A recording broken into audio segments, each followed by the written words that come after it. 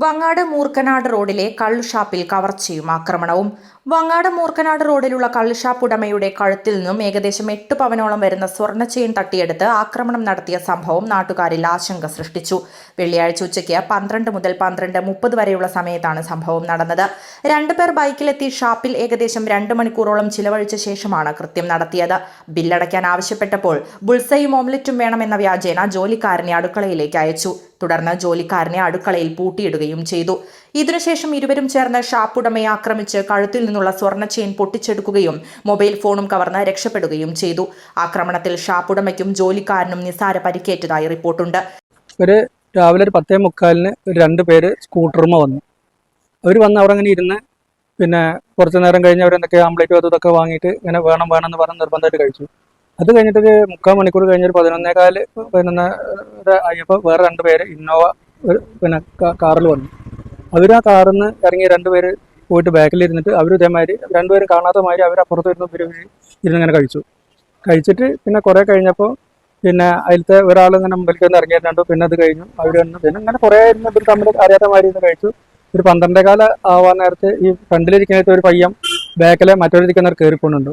അങ്ങനെ അവരെന്തെങ്കിലും അവിടെ പോയി പറഞ്ഞപ്പോൾ നമുക്കറിയില്ല. അവന് കണ്ടു. പിന്നെ അവ ഇവിടെ തന്നെ വന്നിരുന്നേക്ക് അവർ വന്നിട്ട് നന്നായിട്ട് ഞങ്ങളെ കണക്ക് കൂട്ടി. അപ്പോൾ പിന്നെ പൈസ തന്നല്ല, ഞങ്ങളുടെ ഗൂഗിൾ പേ ആണ് പറഞ്ഞു. എന്നാൽ അതൊക്കെ അതിൽ കയറ്റി തന്നെ. അങ്ങനെ ഒരു 280 റുപ്യ അവർ പിന്നെ പൈസ നമ്മളിതിൽ ഗൂഗിൾ പേയിൽ കയറ്റി. പിന്നെ കുറച്ച് കറിയും മറ്റൊക്കെ ഉണ്ടായിരുന്നു, അതിൻ്റെ പൈസ കറിക്കാരൻ്റെ അതിലും കയറ്റി. അങ്ങനെ അവർ ഇറങ്ങിപ്പോയി. അവർ പോയിട്ട് പിന്നെ നോക്കുമ്പോൾ താഴത്ത് വണ്ടിയിൽ പോയി ഇരിക്കുകയാണ്. വണ്ടി നമുക്ക് കുറേ കഴിഞ്ഞിട്ട് അവർ പോകുന്നില്ല. അതിലിടയ്ക്ക് പിന്നെ ഇവരെ ഇരിക്കുന്ന ഒരു പയ്യൻ അവരെത്തിക്കൊണ്ട് ഇറങ്ങിപ്പോയി. അവൻ താഴത്ത് ഇറങ്ങിപ്പോയിട്ട് അവൻ ഇങ്ങോട്ട് കയറിയാണ് കുറച്ച് കഴിഞ്ഞിട്ട് എന്നിട്ട് ഇപ്പോൾ താഴത്തേക്ക് ഇറങ്ങിപ്പോയെന്ന് ചോദിച്ചു. അപ്പോൾ അവൻ പറഞ്ഞു അവർക്ക് ഏതോ ഒരു റൂട്ട് എന്താ ചോദിക്കാൻ, വണ്ടി പോകേണ്ട റൂട്ട് എന്താ ചോദിക്കാൻ വേണ്ടി എന്നെ വിളിച്ചത്. അപ്പോൾ ശരി എന്നാ ശരി അപ്പോൾ നമ്മൾ അങ്ങനെ തന്നെയെന്ന് വിചാരിച്ചു. പിന്നെ കുറച്ച് കഴിഞ്ഞേക്ക് പിന്നെ ഇവനോട് ഞാൻ പറഞ്ഞു ഞാൻ പോവാ 12:45 വരെ ഞാൻ വീട്ടിൽ പോകണം. അപ്പം നിങ്ങൾ കയറാനുള്ള പൈസ തരും, ബാക്കി ഇവിടെ ആളുണ്ട്. പിന്നെ ഇവിടുന്ന് ഞാനുള്ള നിങ്ങളെ കഴിക്കുന്ന അതിൻ്റെ കൊടുത്താൽ മതിയായിരുന്നു. അത് പറഞ്ഞേക്ക് ശരി എന്നാണ്. അങ്ങനെ ഞാൻ നീച്ച് കുറച്ച് കഴിഞ്ഞേക്ക് മറ്റവൻ പറഞ്ഞു ഒരു ആംപ്ലേറ്റ് കൂടി വേണമെന്നാണ്. അപ്പോൾ ആംപ്ലേറ്റ് അടിക്കുന്ന ഒരാളും ഞാനും മാത്രം ഇവിടെ ഉള്ളത്. അയാൾ നേരെ ആംപ്ലേറ്റ് അടിക്കുന്ന ആ റൂമിലേക്കാണ് കയറിയേക്ക് ആ ഡോറ് പുറത്തുനിന്ന് ആ ലോക്കാണ് നീക്കിയിട്ടു. ലോക്ക് നീക്കിയതിനോട് കൂടെ എന്താ ചെയ്യുന്നതെന്ന് വെച്ചാൽ ഞാൻ പിടിക്കാൻ ചെന്നതിനോട് കൂടെ മറ്റവനോട് പറഞ്ഞു പിടിക്കടാന്ന് പറഞ്ഞു. അതിൽ മറ്റവൻ വന്നിട്ട് എന്നെ അടക്കിട്ട് പിടിച്ചു. അപ്പോൾ എന്താ ഈ പിടിക്കുന്നത് എനിക്ക് മനസ്സിലായില്ല. അവർ പൈസ അതിന് തരാതിരിക്കാൻ എന്താ അറിയില്ലല്ലോ. അപ്പോൾ ഞാൻ ചോദിച്ചു എന്തെങ്കിലും പിടിക്കുന്നതിൻ്റെ ഉദ്ദേശം മനസ്സിലായില്ലല്ലോ, പറയൂ എന്ന് പറഞ്ഞു. അതിനോട് കൂടെ അപ്പോൾ അങ്ങോട്ട് വലത്തെ കൈ കുറഞ്ഞിട്ട് പിന്നെ എൻ്റെ റാഫിൻ്റെ കോളറിനോട് പിടിച്ചു. കോളറിനോട് പിടിച്ചതോട് കൂടെ തന്നെ എൻ്റെ കഴുത്തിലുള്ള ചെയിനുമേ പിടിച്ചത്. അതിനോട് കൂടെ എന്നെ അടുത്തേക്ക് വേണ്ടി പെട്ടെന്ന് അറിയാതെ ഒറ്റ തള്ളലവൻ. അതിൽ ചെയിന് അവൻ്റെ കയ്യിരിക്കാണ്ട് പോയി, തലയുടെ മേലെ ഊരിയാണ്ട് പോയി. അങ്ങനെ ചെയിനായിട്ട് അവനോട് ഇറങ്ങി. ഇങ്ങോട്ട് കൂടെ ഞാൻ മറ്റവനെ തുറക്കാൻ വേണ്ടി വാതിൻ്റെ ഇരിക്കാൻ ചെന്നപ്പോഴേക്കും മറ്റൊരു ചെയ്യാൻ വണ്ടി എന്നിട്ട് മേശമ എൻ്റെ ഫോൺ ഇരുന്നായിരുന്നു. ആ ഫോൺ എടുത്തിട്ട് അവനെ ഇറങ്ങി.